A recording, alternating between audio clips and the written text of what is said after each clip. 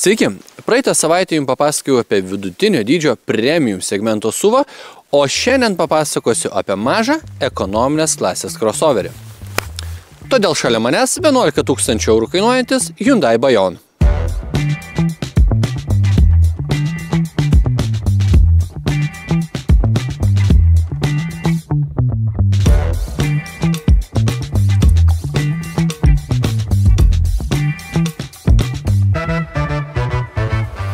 Bayon, kurį išbandom šiandien, pagamintas 2022 metais, po kapotu 1 litro benzininis turbininis variklis generuojantis vos 100 arklio galių, pavarų dėžė automatinė, varantis ratai priekiniai, o į aplinką išmetamas CO2 labai mažas, vos 123 gramai 1 kilometrui, vadinasi, jokio taršos mokesčio nebus.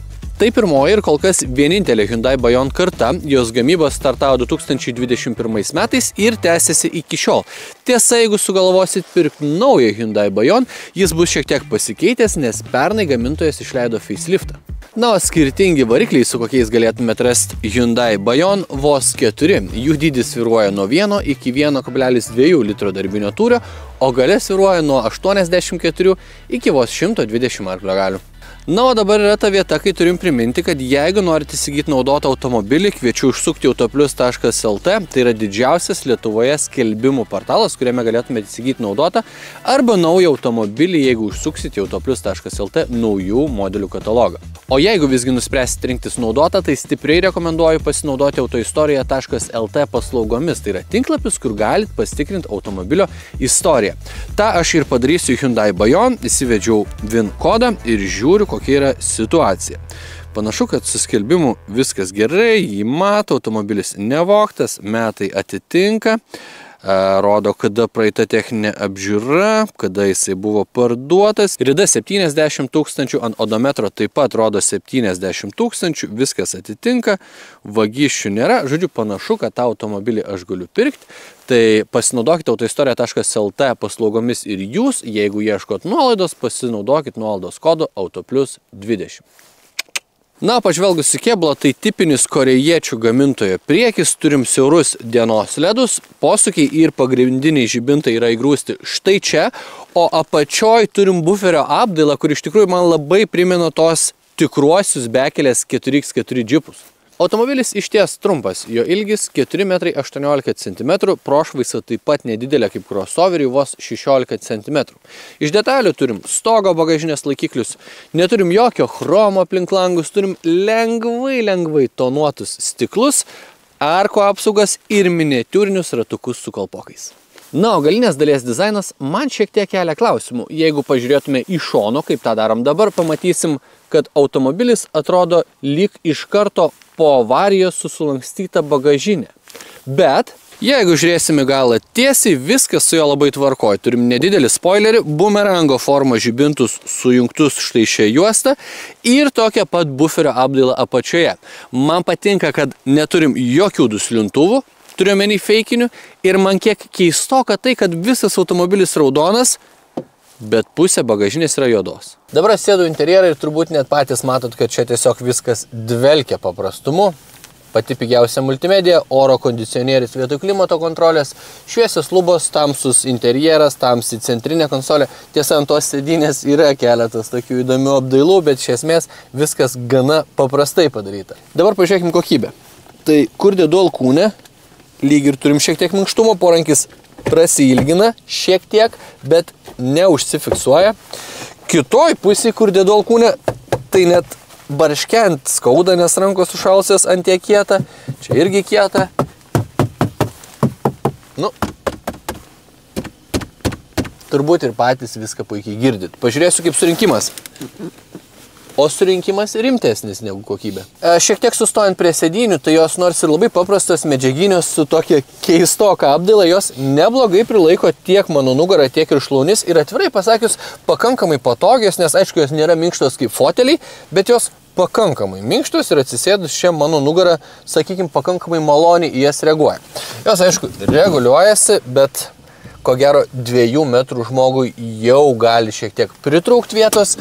Abi yra šildomos, nu ir tiek. Multimedija, kaip jau šiek tiek minėjau, yra pati paprasčiausia, kokią galėtumėt gauti iš to automobiliu. Tai turim miniatiūrinį ekranėlį, jis aišku nėra liečiamas, aplinkui yra keletas reguliavimui skirtų mygtukų, porą ratukų, vienas garsui, kitas taip pat skirtas reguliavimui ir iš principo tiek. Čia galėtų būti arba 8 colių, arba daugiau negu 10 colių įstrižainės multimedija, su lietimu jautriu ekranu, su Apple CarPlay, Android Auto sistemomis, navigacija ir taip toliau.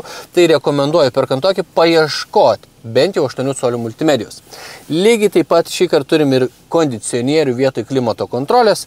Jis šildo, šaldo ir iš principo veikia ir tai jau yra gerai, bet vėlgi čia galėtų būti klimato kontrolė, kas yra gerokai patogesnis daiktas. Vairuotojo rodmenys jie nėra skaitmeniniai, jie yra analoginiai, kairiai tachometras, dešiniai spidometras visiškai įprastai, o per vidurį dar turim ir borto kompiuterio ekraną, kuris jau ne kartą susakęs apie Hyundaius ir Kijas, yra labai informatyvus ir labai nesudėtingai valdomas multifunkcinio vairo pagalba. Tai kad jau perėjom prie vairą, tai ir pratęsiu, tas vairas man taip pat patinka, jis yra šildomas, šyla visas vairas, ne tik tai kraštai, o taip ne visada nutinka net ir premium klasės automobiliuose, tai čia šaunuolis, kaip minėjau, multifunkcinis valdymas labai patogus, vairas malonus lietimui, turi keletą skirtingų reguliavimo padėčių, tiesa panašu, kad senai nereguliuotas, nes tas gana sunkiai darosi ir turbūt tiek žinių. Beje, dar paminėsiu ir tokį faktą, kad vairuotojo rodmenys gausesnėse komplektacijose taip pat galėtų būti skaitmeniniai. Na, o dabar dėtuvės. Tai duryse turim po labai solidžią vietą įdėti vandens buteliui, autoplius milžinpodis tiesiog įkrenta ir čia lieka dar daugybė vietos. Šalia to butelio dar galėtumėt pilną prisikrauti daiktų, bet aišku, niekas čia jokia medžiaga neišklota. Toliau turim 2 podėl laikiklius, mažesnį, į kurį netelpa milžinpodis ir didesnį, į kurį puikiai telpa autoplius milžinpodis. Vieną vietą pasidėti telefonui ir dar keliems daiktams, nes šitos vietos tikrai pakanka. Porankis tikrai nėra pats giliausias, jis tokio gylio. Čia nėra nei USB, nei USB-C, nei AUX jungties, bet čia turim 2 USB jungtis ir vieną 12 voltų jungtį. Taip pat turim vieną dėtuvėlę štai čia. Ir ko gero čia mūsų dėtuvės užsibaigia. Na, o dabar atsėdau į galą, kaip visada sėdžiu pats už savęs, sėdynė nustatyta taip kaip vairuoju, mano ūgis 1,84 m. Tai pažiūrėkit, situacija net labai gera. Mano kojom lieka daug vietos, mano galvai lieka panašiai tiek pat vietos, kiek kojom, tai iš mažo automobilio, ko gero daugiau nelabai ir reikalaučiau. Vidurinė sėdynė ir taip patogi, mažas transmisijos tunelis, tai ko gero galėčiau sėdėti ir viduryje važiuojant. Nelabai ilgą kelią su ne pačiais didžiausiais keleiviais.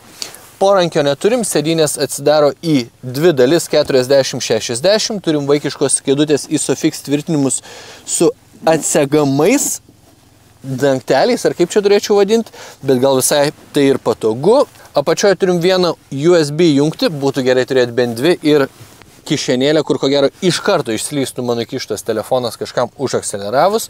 Turim keistą momentą kišenėlę už keleivio sėdynės, bet neturim jos už vairuotojo sėdynės.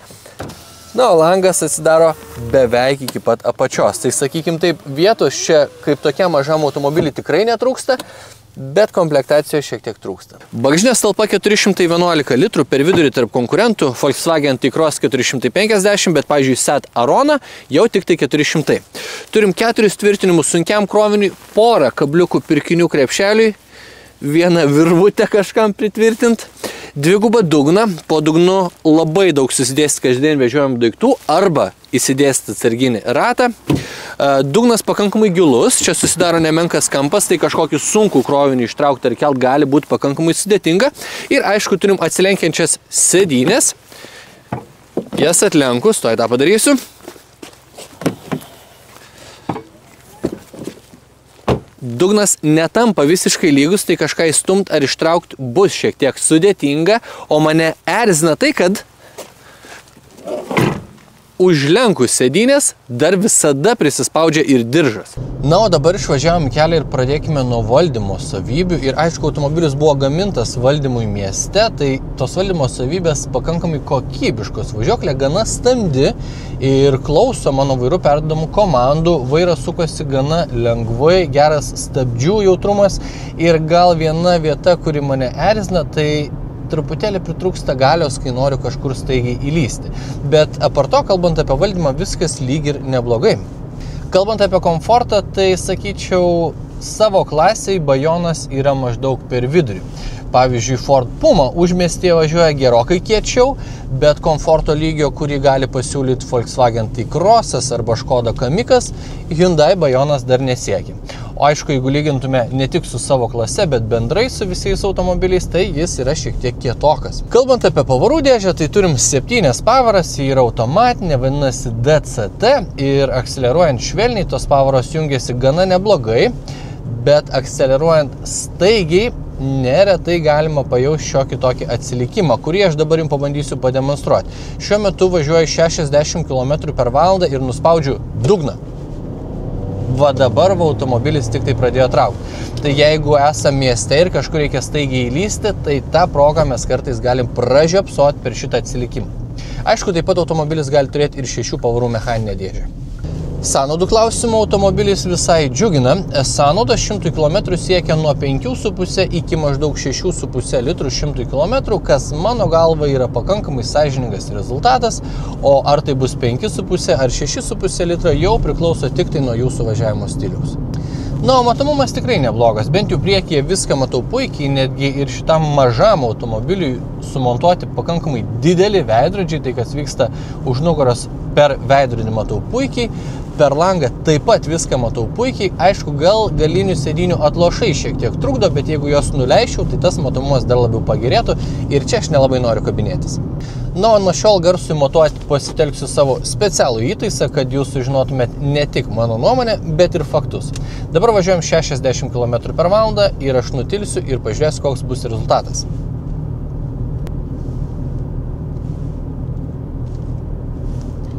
Turim apie 60-61 decibelą.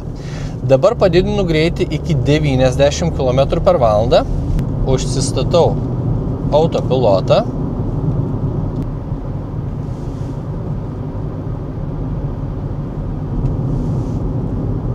Tai garso lygis stipriai nepasikeičia, gal padidėja kokiais 2-3 decibelais. Na, o jeigu jums įdomi mano nuomonė, tai man atrodo, kad su didžiaja dalim konkurentų lyginant garso izoliacija nebloga, bet kur tobulėti yra, nes girdžiu šiek tiek ir padangų garsą ir truputėlį vėjo švilpimą aplink.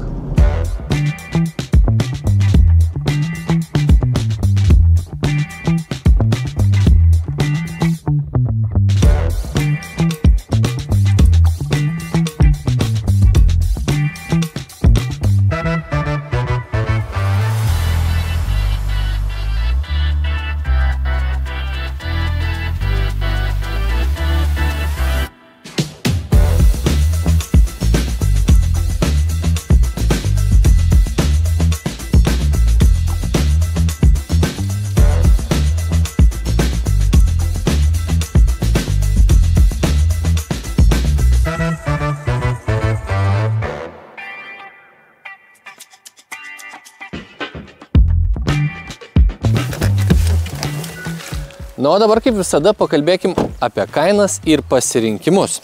Hyundai Bajon kaina mūsų rinkoje naudoto startuoja nuo maždaug 10 ir kyla iki maždaug 15-16 tūkstančių eurų.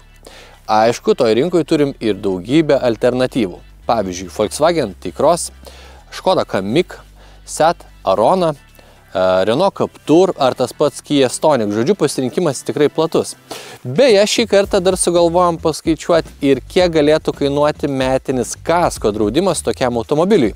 Įdomu tai, kad jeigu esat 55 metų sulaukęs Biržų rajono gyventojas, kuris automobilį ir vairavimo teisės turi daugiau negu 18 metų, kasko metam kainuos apie 400 eurų. Jeigu esat 18 metų sulaukęs vilnietis, kasko metam kainuos beveik 1800 eurų. Kainos rėmai pakankamai platus. Ar verta rinktis būtent Bajon? Žinot, man atrodo, pirmą kartą turiu rankose visiškai vidutinį segmento automobilį. Jis vidutiniškai gerai valdomas, vidutiniškai komfortiškas ir vidutiniškai praktiškas. Ar jį verta išbandyti? Ko gero taip, nes jo kaina, lyginant su konkurentais, ne vidutinė, o net labai gera.